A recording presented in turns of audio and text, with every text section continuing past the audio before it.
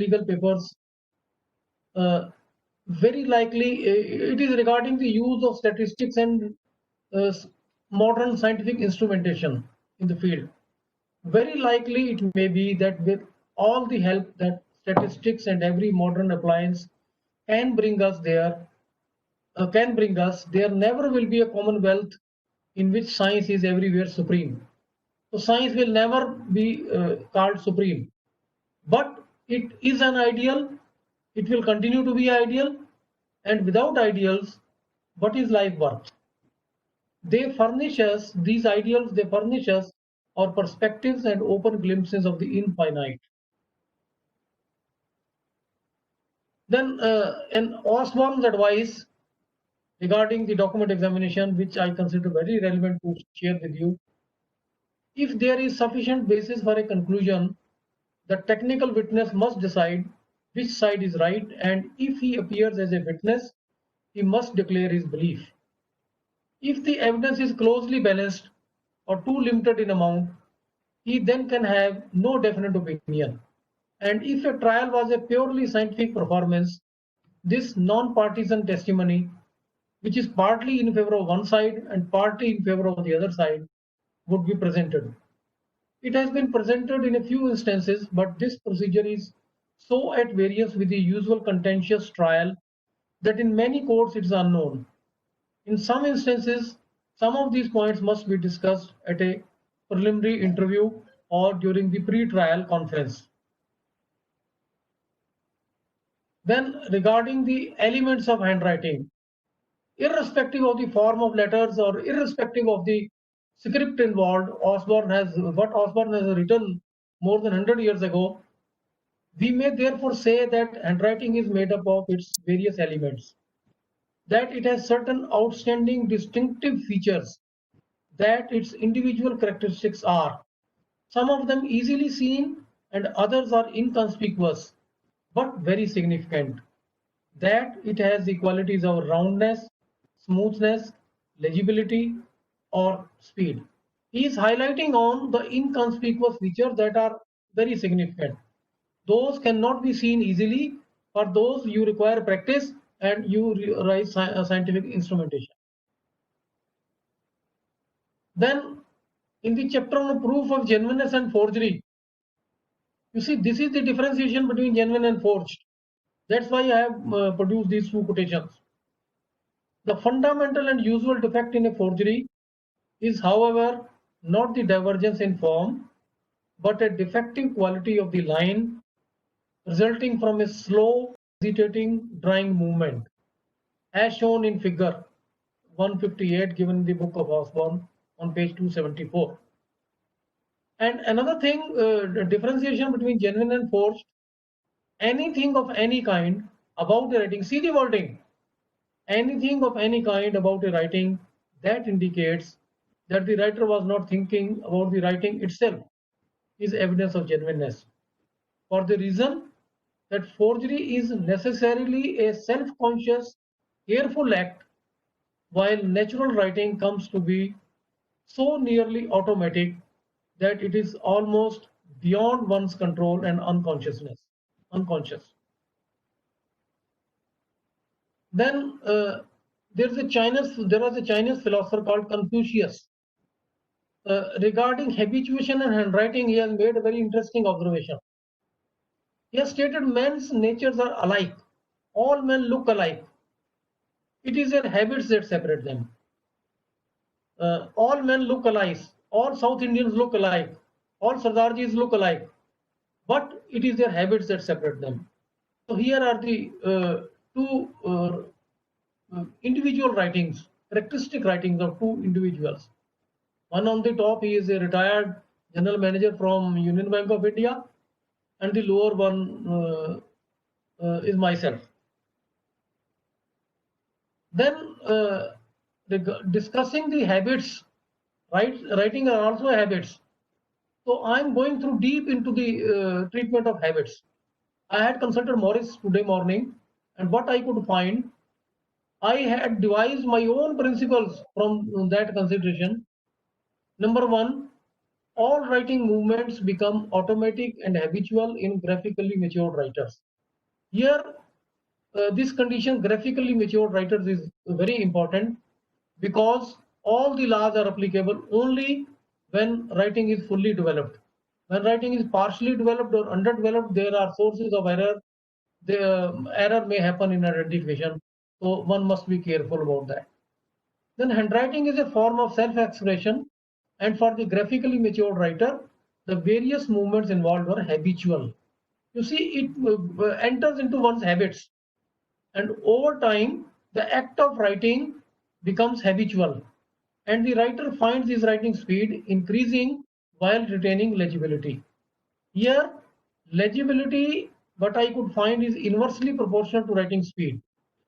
Every individual writer has to create his own balance between speed and legibility, so on the basis of which two writers can be distinguished. Then over time, these individual characteristics become a part of his handwriting because his arm, hand, and fingers are repeating movements that are becoming habitual. So what does it mean? Individual writing characteristics are by and large habitual. Then because writing is habitual, a writer desirous of deliberately changing his handwriting will generally fall back into his normal writing habits. It means habits thwart attempted disguise of a person. Then, the better his memory of forms, the more habitual his movements become, and the closer he may come to repeating what he saw. It means habits are a function of one's memory and practice. So, friends, to conclude here, in this part, I should say that handwriting is an acquired habit. Habits once formed die hard. They can't be simply discarded or assumed at will. You must remember. Then these are some of the habit scores that are relevant in our discussion.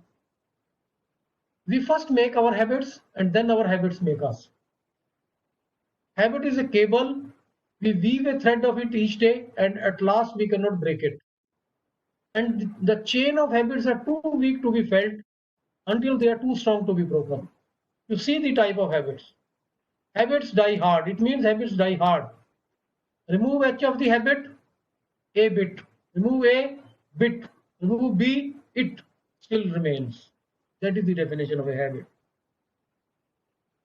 Then I come to the heterogeneity of handwriting. It means no two writers will have same writing, same combination of writing habits, to be more precise, because writing characteristics in two writers may be similar, yet the combination of similarities will not be repeated.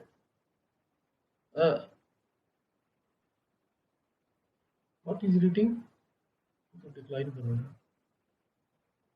Handwriting identification is predicated on the belief that handwriting is unique to every individual.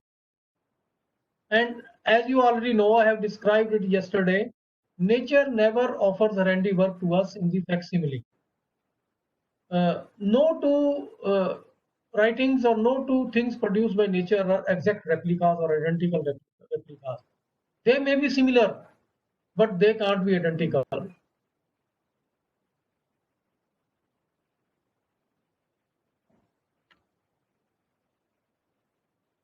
Okay. Yes. Then friends, nature never repeats itself. Nature, to be more precise, nature exhibits an infinite variety of forms that are different from each other, in spite of the similarity of forms. For example, leaves of one and the same tree are all similar, yet they can be discriminated at the micro level. An object can be identical only to itself. Friends, the handwriting written by two persons may look similar, and that written by the same writer on two different occasions may look different. That is why a caution needs to be taken that first impression by a layman or even by an expert could be deceptive and misleading, and no final conclusion be drawn on the basis of first impression or first examination or preliminary examination, as you may call. So, however, the differences between similarities may be of a microscopic nature, which can be observed by a well-trained person. Then regarding the uniqueness of handwriting, you can't simply assume it. You have to prove it by virtue of being scientific. A survey was conducted in 1998, and on the basis of empirical studies conducted, this it was found that they support the principle that every handwriting is unique and individual to every writer. No two persons, no two graphically matured persons were found to possess the same combination of writing characteristics. One characteristic may be same in two writers, two characteristics may be same, but a combination of characteristics will definitely be found to be different between two different persons. Then walking is a habit, talking is a habit, speech is a habit, behavior is a habit, and writing is a habit. So no two persons will walk alike, talk alike, write alike, and behave alike. Here I'm more concerned about writing alike. So this is the famous quotation of Isaac D. Israeli.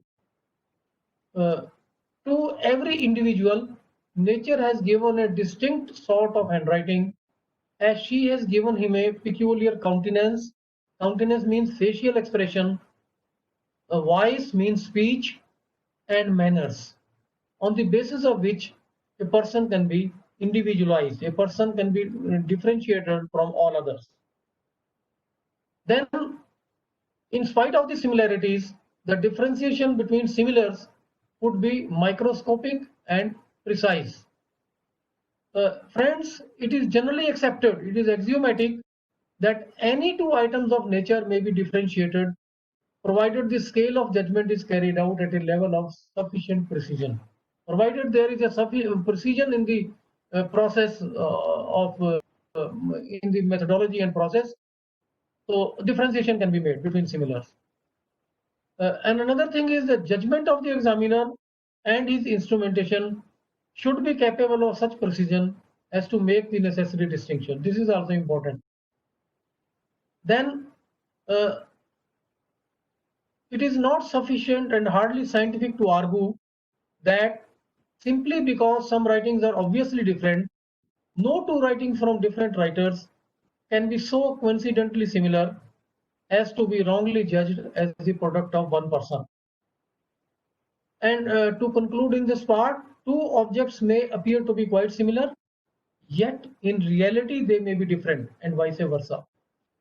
Experts are specially trained professionals who have developed the necessary skills to carefully observe, analyze, and appreciate those similarities and or differences that are of a microscopic nature. Friends, they have a clear edge over the laypersons. It has been found in the survey. Then the process by which we differentiate, by which we discriminate, should be reliable and should be a well-established one. Methodology used for discrimination or differentiation must be scientifically validated and reliable. Heterogeneity of handwriting must be provable and not simply assumed. So until we have established the discriminative reliability of the process that we use to differentiate between the writings of any two individuals, we are unable to prove undoubtedly the heterogeneity of handwriting. Then writing identification methodology.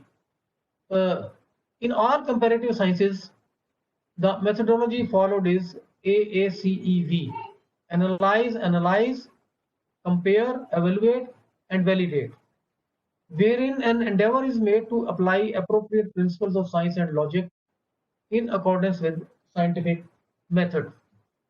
A resolution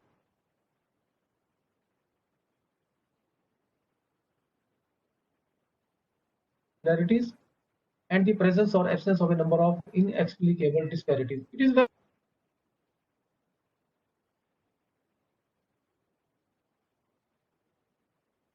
combination of significant and independent similarities and the presence or absence of a number of inexplicable disparities.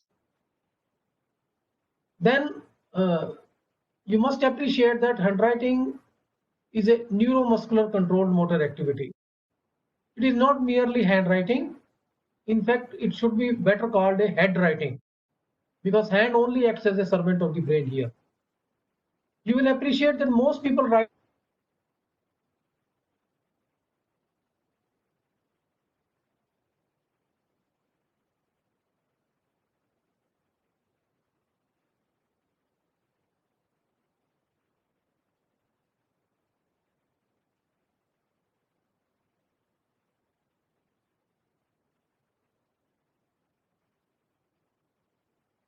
come to the basic principles of handwriting identification. First of all, you must appreciate that principle of common sense and logic with scientific reasoning is the first thing you have to apply. You have to ensure all other principles are subject to this principle. Let me first make it clear. If you find that any principle or corollary defy the common sense and logic, you better avoid that principle and you better look into its proof. Then another is the general principle of identification, the law of mathematical probability, which I will discuss just after this slide. The law of individuality. No two persons write exactly alike, and no one person writes exactly like twice.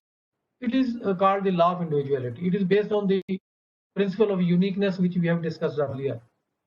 And then there is a law of progressive change. Everything changes with the passage of time, including handwriting, including any human activity, human behavior, human speech. Everything changes with the passage of time. And another thing which has its bearing on the handwriting or anything is the Locard's exchange principle, which states that contact exchanges traces. Then let me briefly discuss the general principle of identification. As given in Huber and Hedrick's book and even in Osborne and other books, this is very relevant. In all comparative sciences, it is common principle. When any two items possess a combination of independent discriminating elements that you may call characteristics that are similar and or correspond in their relationship to one another of such nature and significance as to preclude the possibility of their occurrence by pure coincidence or chance, and there are no inexplicable disparities, it may be safely concluded that they are the same in nature or kind, or they are related to a common source. It is very important here. Combination of independent habits first, then they should be significant, and their combination should not be subject to accidental coincidence. And though there may be similarities, though there may be some dissimilarities, but there should not be some inexplicable disparities or differences which may tilt the balance in favor of any final conclusion or opinion. Then there is a very important law of comparison. Simple, like can be compared with like, but its scope and limitation needs to be discussed. Like can be compared with like means similar letters and combination, similar script, written under similar circumstances. But practically speaking, you can't expect to get completely similar writing for comparison produced under exactly similar condition, exactly contemporary condition. So you have to make some compromise. So similar letters and combination means they should not necessarily be in similar words. They could be in different words. But only thing is that initial has to be compared with initial letter, medial with the medial, and terminal with the terminal. And then the limitation is that the only similars can be compared. Only similars should be compared. Similar class should be compared with the similar class. But another point is, which I have to discuss, that comparison could be carried out even between different scripts, because all scripts are necessarily made up of similar elements of handwriting. Every script can be, every letter, every form of letter could be broken up in similar elements of handwriting like vertical staff, arcs, curves, troughs, etc. So based on the elements of writing, comparison could be made. So, but you have to validate those methods before you apply that methodology to actual problems. Still, script independent comparison is still in the nascent stage. I do not recommend it actually for actual examination, opinions, and conclusions. Then habits identify, but here is one condition: once matured, unless the writing habits are matured, there may be error in identification. And another thing which which we have already seen from the previous course, habits die hard. They cannot be discarded at will. So it is also one of the principles of handwriting. Then how individuality develops in a person's writing. This is very important. Departure from copybook form or standard forms or system of handwriting, that results in individualization of handwriting. That departure from copybook form varies from person to person. Then another thing, what is the evidential value of a characteristic or similarity or a difference? More a feature is away from its copybook form, or rarer it is, more is its identifying value. Then comes the law of mathematical probabilities. You see, this is very important. I will describe it in a simple manner. There's one Simon Newcomb's formula in mathematics, which states that the probability of concurrence of all the events, all these individual events or all the separate events, is equal to the continued product of the probabilities of all the separate events. For example, if one thing occurs once in 20 times and another occurs once in 30 times, then their combined probability of the two occurring in conjunction would be 1 over 20 into 1 over 30. It means simply 1 out of 600 could be due to accidental coincidence. So what is the significance of this law in identification problems? You see, as in other comparisons, identity is shown by the combination of sufficient identifying characteristics so that it is not reasonable to conclude that they would all accidentally coincide in the writing of two different writers. It means if simply you rely upon one feature, there is a chance of error. More the number of features, if the number of features increases to 2 or 3, the chance of error is reduced.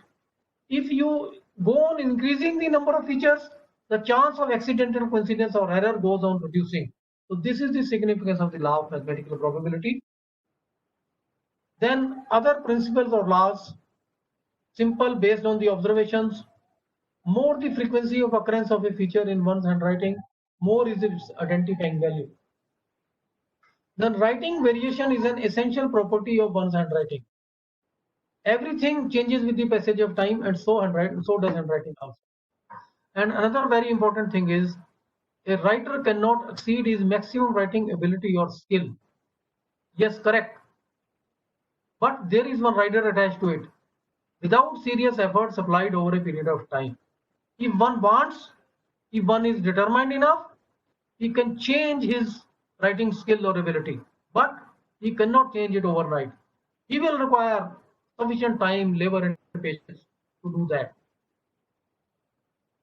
Then a higher skilled person may come down to a lower skill level, but not vice versa.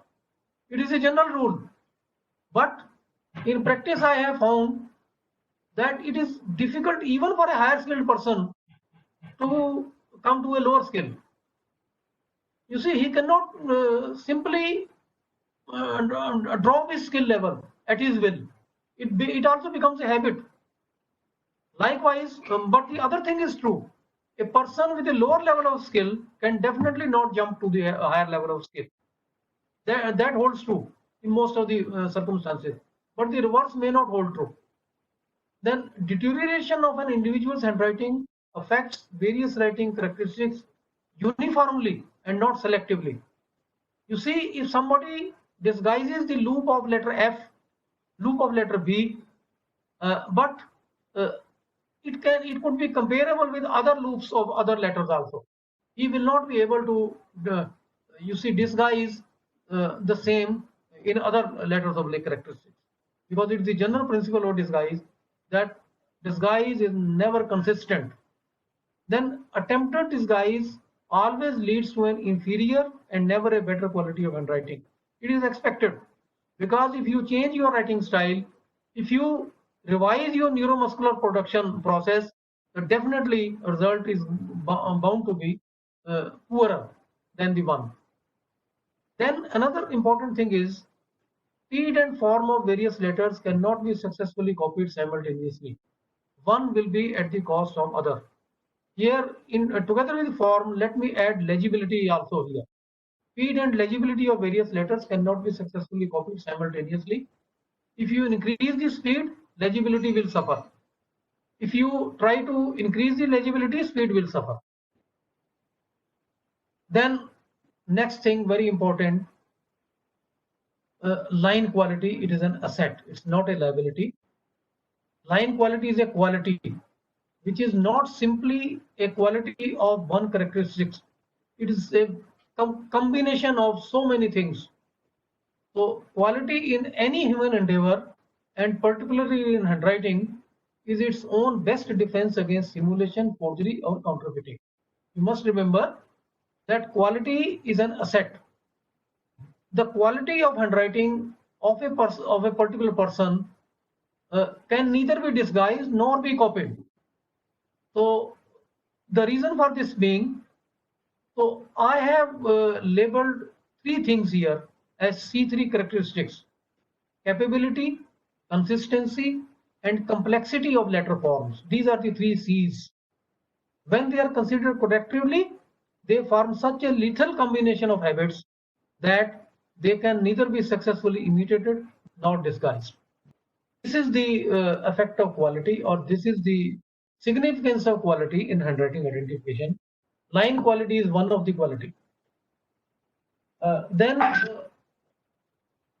you see this particular handwriting. This is highly unique, I found. Unique tremulous writing. Can anybody dare to forge this handwriting? Just see this handwriting, just concentrate on its features. There's a consistent tremor on similar on all locations, thoroughly. You see, every letter is highly characteristic, every peculiar of the individual. You see, it's a burden. Really, it's a burden for the real person. He cannot disguise it. And forger can never copy such a writing. You see, this is the excellent example that handwriting is unique to every individual. And another practical example that quality is the best defense against forgery. Then again, these are the signatures of the same person, which I described earlier, the handwriting, same person. I have examined this case informally while I was in G. Good in Hyderabad. So this is a consistent natural tremor that is formed in so many signatures. You see, I would label it forger's envy and owner's pride. So it cannot be copied. It cannot be copied or imitated. Not only successfully, but even unsuccessfully. I think people may not venture to copy such a model, such a writing characteristics, which is highly tremulous, and tremor is consistent, and it is dependent on the skill of the person, due to physical constraints of the person, due to neurological constraints of the person. There are so many constraints. So combination of which cannot be copied. Then I come to the process of comparison. Like is to be compared with like, and we have to study, evaluate, and interpret similarities in writing habits, both in general and individual writing habits between the known and the unknown samples. And besides similarities, we have also to study, evaluate, and interpret differences between questioned and standard writings. Then, besides similarities and differences, there could be some accidentals or unexplained features. Accidentals are isolated, brief, or temporary digressions from normal writing practices. There could be some unexplained features which you are unable to explain due to one reason or the another. And then you have to keep in mind the possibility of intended disguise of the writer also in the specimen. So if you find the symptoms of disguise, then you have to resort to admitted writings containing similar letters and combinations. Then after analysis, comparison, and evaluation, conclusions are to be drawn in accordance with the principles of handwriting identification and law of mathematical probability. Then individuality of handwriting, again, once matured, handwriting becomes individual to a person, which can be differentiated from that of all others. And handwriting is an acquired habit and is a function of one's physiology, biology, and psychology. So all the three things combined together cannot be repeated in two different persons. Physiology of two persons will never be alike. Biology of two persons will never be alike. And similarly, state of mind, the psychology of two persons may not be exactly alike. Therefore, it follows that no two persons can have exactly the same level of performance in any field, be it handwriting or be it any other thing. So, friends, handwriting can be differentiated and identified because after its development and sufficient practice, it becomes highly individualized. Then let me just give briefly the criteria for handwriting identification. There are two criteria, one for the common authorship and one for different authorship. Collective consideration of various similarities in the handwriting samples, plus absence of fundamental differences or divergences between them, reasonable explanation for accidentals or unaccounted features, leads to the opinion of common authorship. And conversely, collective consideration of various differences which are of a fundamental nature and out of the range of master pattern or lack of significant similarities, which may be chance similarities or pictorial similarities, after assessing their significance, leads to the opinion of different authorship. Then I come to very important aspect of handwriting identification and differentiation, natural variations. You will appreciate that human hand is human hand. It has flexibility, it has no rigidity. It acts as a servant of the brain. In itself, in alone, it cannot act. Human hand cannot be expected to work with machine-like precision, producing same or exactly similar results all the time it writes. Hence, one cannot write or produce exact or identical replicas every time one writes. And natural variations are the variations in size, speed, and degree of care, of course, within the scope of one and the same writer. Then further, natural variation is an essential property of one's handwriting and is not restricted to just a few features, but it affects all the writing characteristics uniformly and not selectively, both general and individual. And the saving clause is that natural variation revolves around the master pattern of various letters or characters. What are these master patterns? Master pattern is a particular design or form of a particular letter which gets embedded in one's brain during the stage of learning and development of handwriting stage. This is the master pattern. You see, master pattern gets stored in the brain, and as a reflex action of the brain, they get reproduced on paper. Of course, it cannot be reproduced exactly in the same design. There has to be variation either this way or that way, but the variation will be only around these master pattern. It will not be away from the master pattern. So then natural variation results in the production of various handwritten forms which show close resemblance or family likeness among themselves. Writing variation can also be influenced by the physical and mental condition of the writer. That is why fatigue, intoxication, drug use, illness, and nervousness are often accompanied by a deterioration in the quality of writing in proportion to their relative degree.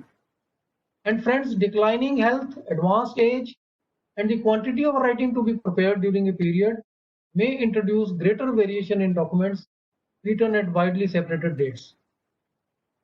And you need to appreciate that variation does not preclude the identification of handwriting. On the other hand, it assists in identification. It's not a liability for the expert, it is an asset for an expert. And what is the significance of natural variations? Natural variations around the master pattern is a strong evidence of genuineness. Lack of natural variations or their absence in repeated specimens of handwriting is usually a sign of forgery. Then evaluation and study of nature and extent and range of variation in letter designs around master patterns requires extensive handwriting specimen of a person written over a period of time and under different writing conditions. In order to study the master pattern, in order to have a glance at the master pattern of that person, virtually the expert needs to examine extensive writing specimen written over a period of time under different writing conditions. That is necessary. Then extent and range of natural variation is an individual asset of a writer rather than a liability, because it cannot be duplicated, it cannot be imitated, it cannot be disguised even. It differs according to the skill and level of muscular coordination of various writers, and in itself results in individualization of a writer depending upon his level of skill, education, and professional requirements. And another aspect is, if the variations in writing characteristics are around the master patterns, it indicates common authorship. If the same are away from it, different authorships are indicated. So this is the way expert is able to differentiate between natural variations and fundamental differences. If the variations are away from the master pattern, so these could be fundamental divergences. If they are within the scope of one and the same writer, they could indicate common authorship. So then necessary ability for handwriting discrimination is to be there. This can be best acquired by the intensive study of handwriting of contemporary period with that under examination. Notwithstanding any natural or talented or God-gifted qualities, FDE, forensic document examiner, must have the following abilities. He should be able to distinguish and differentiate clearly between the style characteristics or general characteristics and individual characteristics in any handwriting. He should be able to distinguish between the characteristics of a handwriting which are natural and those which are due to disguise.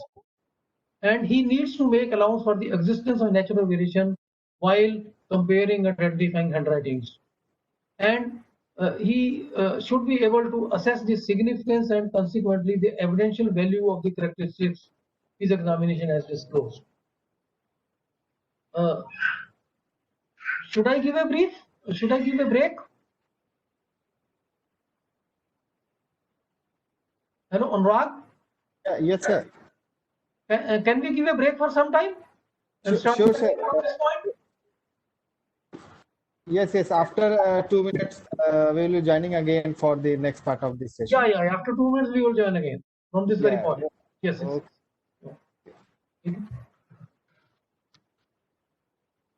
ये चालू कर लीजिए. कितनी होगी? आप होगी नहीं? आपका और वो कहाँ है?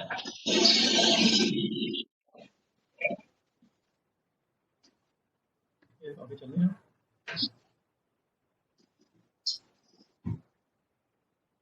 पीछे इससे आगे. Yes. If we do not follow the process of discrimination faithfully and sincerely, errors are likely to result.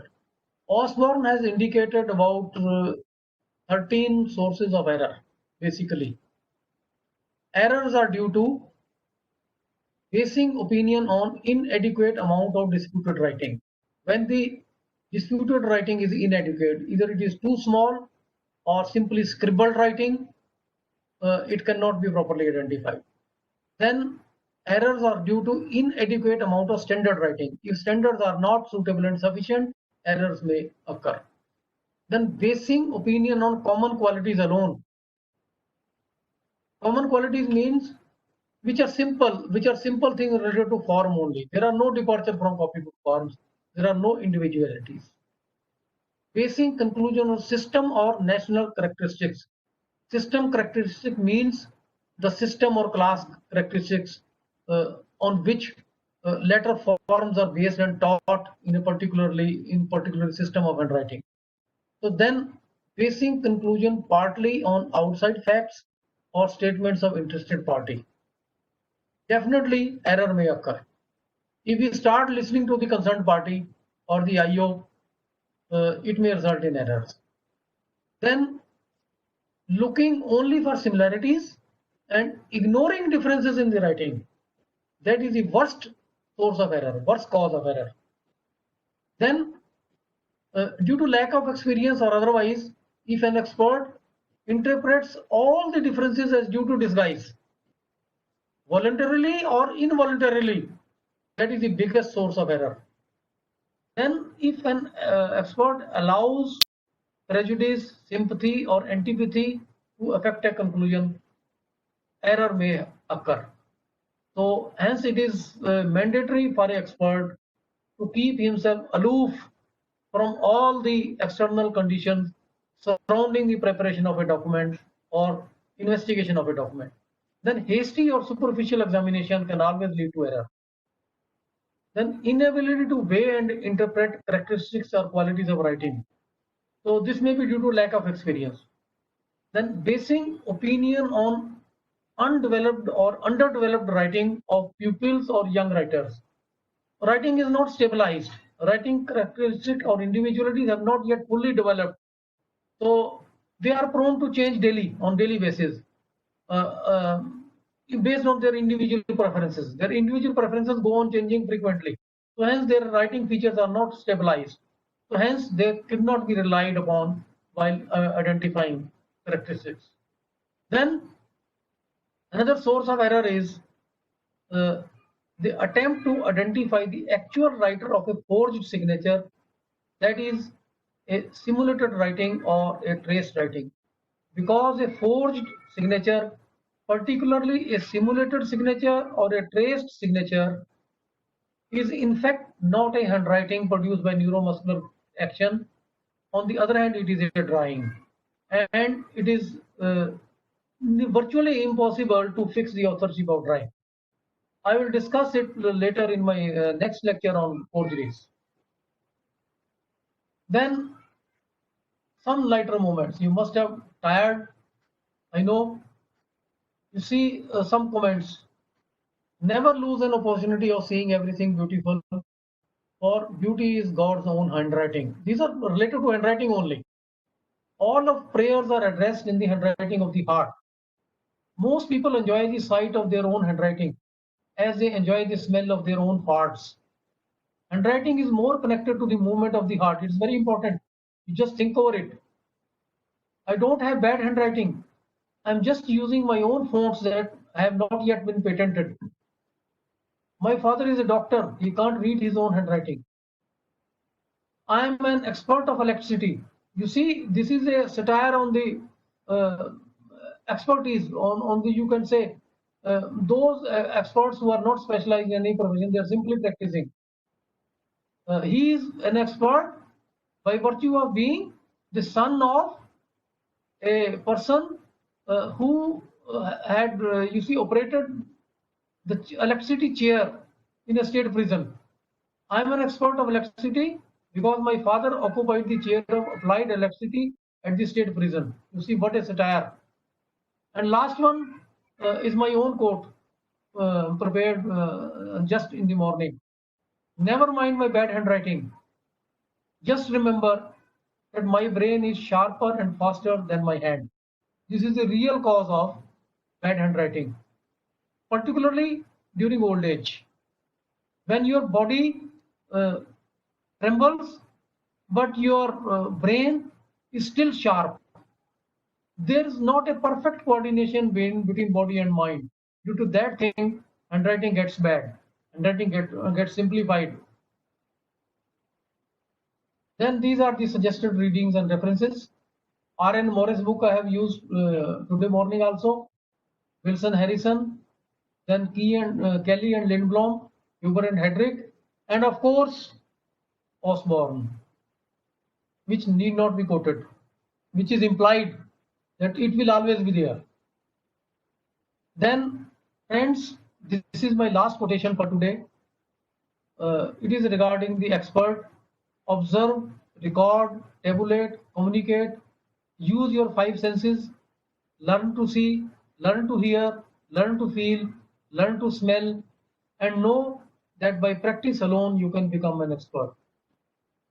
Thanks for the patient hearing.